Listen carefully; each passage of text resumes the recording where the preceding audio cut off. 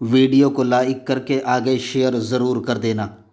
اے خاتون جنت رضی اللہ تعالیٰ عنہ کی کنیزوں، آج کی بچیاں تو اگر کوئی بائک پہ گھمانے کی لالچ دے دے یا معاذ اللہ فون پر کوئی لالچ دے دے تو آج ہماری بچیاں، ہر بچی ایسی نہیں ہے لیکن اکثر دیکھنے میں آتا ہے بچیاں اپنی آبرو کا سودا کرنے کے لیے تیار ہو جاتی ہیں۔ اور اب تو معاذ اللہ ہمارے شہر کے اخبارات بھی چیخ رہے ہیں کہ آج کل ہمارے شہر میں عورتوں سے چھیڑ چھاڑ کا معاملہ زیادہ ہو گیا، عورتوں پر لوگ نوجوانوں کی نظر بری طرح سے اٹھ رہی ہے، آبرو بچانا مشکل ہو گیا، پاک دامنی سے رہنا مشکل ہو گیا۔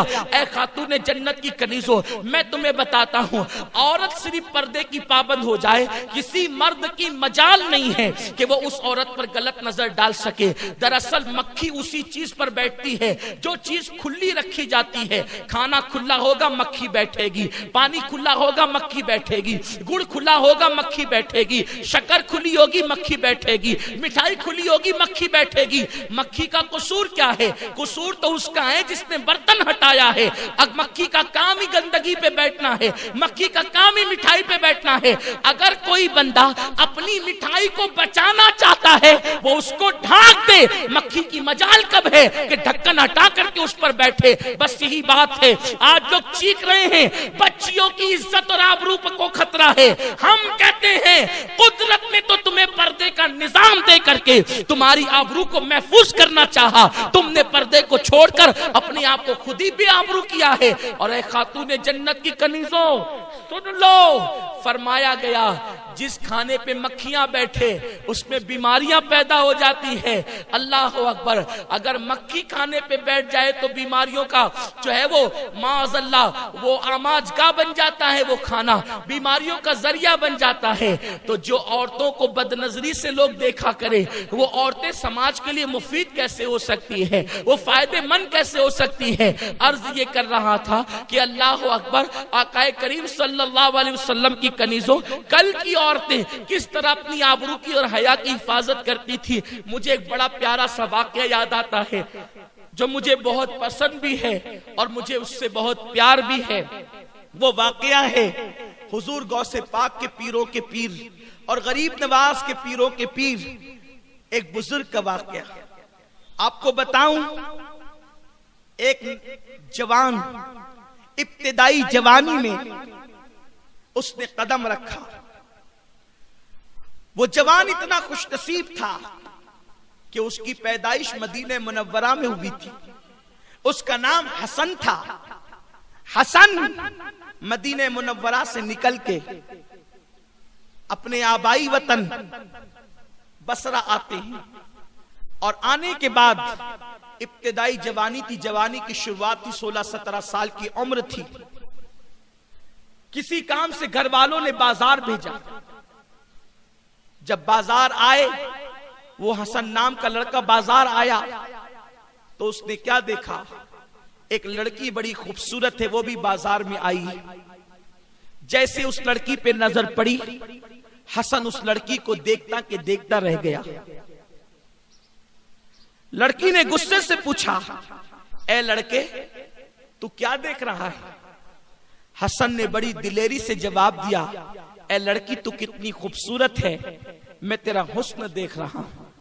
تیری آنکھیں ایسی جھیل سی اور نرگسی آنکھیں ہیں، دل چاہتا ہے کہ میں تیری آنکھوں کے اندر ڈوب جاؤں، میں تیری آنکھوں کے اندر ڈوب کر کے غسل کر لوں، غسل محبت و عشق کر لوں۔ اتنا سننا تھا۔ اس لڑکی کو غصہ آیا اور غصے کی حالت میں لڑکی نے کہا، رک، ابھی میں تجھے بتاتی ہوں، تیرا انتظام کر دیتی ہوں۔ آج کل کی کوئی لڑکی ہوتی ممکن ہے اپنے حسن کی تعریف سن کر کے اترا جاتی، گردن کو جھرجھری دیتی، بالوں کو ہلاتی، لیکن وہ آج کل کی بیٹیوں کی طرح سیریل دیکھ کر کے نہیں پلی تھی، وہ آج کل کی لڑکیوں کی طرح فلمیں دیکھ کر نہیں پلی تھی، وہ آج کل کی بیٹیوں کی طرح ماں کی شے پر ناجائز کام کرنے والی لڑکی نہ تھی۔ وہ لڑکی سیدہ فاطمہ الزہرا کے کردار کے سائے میں پرورش پائی تھی۔ اس لڑکی کو غصہ آیا اور اس نے کہا، رک، ابھی میں تیرا انتظام کرتی ہوں۔ حسن نام کا وہ خوبصورت جوان اپنی جگہ پہ کھڑا رہا۔ लड़की गई, थोड़ी देर गुजरी थी कि एक बूढ़ी कनीज अपने हाथ में तश्त लेकर के आई और आने के बाद उस नौजवान से कहा, ए जवान, अभी थोड़ी देर पहले एक लड़की बाजार में आई थी, तू उसी को तक रहा था, तूने उसके हुस्न की तारीफ की थी, क्या तू वही जवान है? हसन नाम के उस लड़के ने कहा, हाँ हाँ मैं वही जवान हूँ जिसने थोड़ी देर पहले एक बहुत खूबसूरत लड़की को देखकर उसके हुस्न की तारीफ की थी। इतना सुनना था कि उस बूढ़ी कनीज ने कहा, जिस लड़की के हुस्न की तुमने तारीफ की है उसी लड़की ने ये तोहफा आपकी खिदमत में पेश किया है। हसन नाम का वो लड़का दिली दिल में खुश हो गया, मन में लड्डू फूटने लगे, दिल की कलियां मुस्कुराने लगी, मोहब्बत का पहला तीर निशाने पर जाकर के लग गया है, इसीलिए तो लड़की ने तोहफा भेजा है। हमने तो सिर्फ हुस्न की तारीफ की थी, उन्होंने तो तोहफा भी भेज दिया, गोया के मैं अपनी मोहब्बत में कामयाब हो गया। अल्लाह अकबर। जैसे ही उस बुढ़िया के हाथ का तश्त लिया और लेने के बाद उसके ऊपर से कपड़ा हटाया तो कपड़ा हटाना ही था कि पैरों के नीचे से जमीन खिसक गई। अल्लाह अकबर। वो बूढ़ी कनीज का देखता ही रह गया और उसके बाद हाथ के अंदर जो तश्त था उस तश्त को देखता रह गया।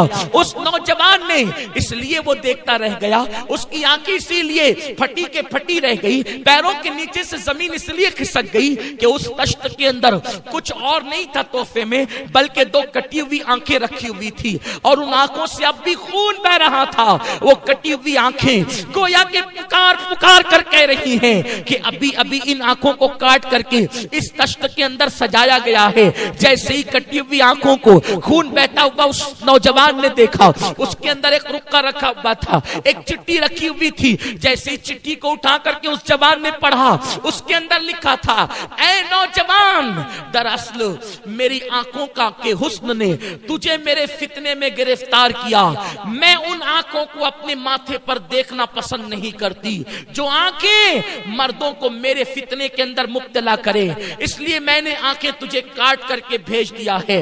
मुझे अंधी होकर रहना तो गवारा है, मगर मुझे बेआबरू होकर के रहना गवारा नहीं है, मुझे बेहयाई की जिंदगी गवारा नहीं है। तुझे आंखें पसंद आई, मैंने आंखें तुझे भेज दी है, अब तू मुझे भूल जा, कभी मुझे याद न करना। अल्लाह अकबर। इतना सुनना था, इतना पढ़ना था कि पढ़ने के बाद हसन की आंखों में आंसू आ गए। वो जवान रोता रोता घर आया और दिल ही दिल में सोचने लगा, अल्लाह मुझसे बहुत बड़ी गलती हो गई, मेरी वजह से एक खूबसूरत लड़की अंधी हो गई, एक खूबसूरत लड़की नाबीना हो गई। अल्लाह अकबर। अब ये लड़की का क्या हाल होगा? अब इसको किसको कौन निभाएगा? इसके साथ शादी कौन करेगा? शादी तो दूर की बात है, अब इस लड़की का हाल तो ये है कि ये लड़की का उठना बैठना चलना फिरना मुहाल हो गया, इसकी जिंदगी तो उजड़ गई, इसकी जिंदगी तो तबाह हो गई, इसकी जिंदगी तो बर्बाद हो गई। अल्लाह अकबर।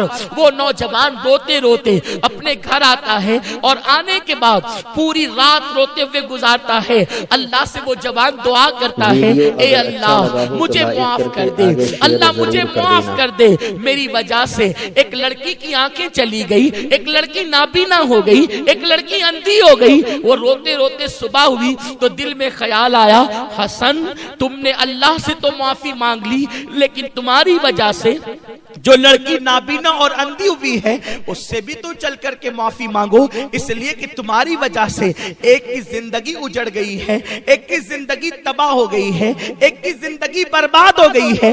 ऐ खातूने जन्नत की कनीजो, अल्लाह अकबर। कल की बेटियां की शान के साथ इस वकार के साथ जिंदगी गुजारती थी, जरा अंदाजा तो करो।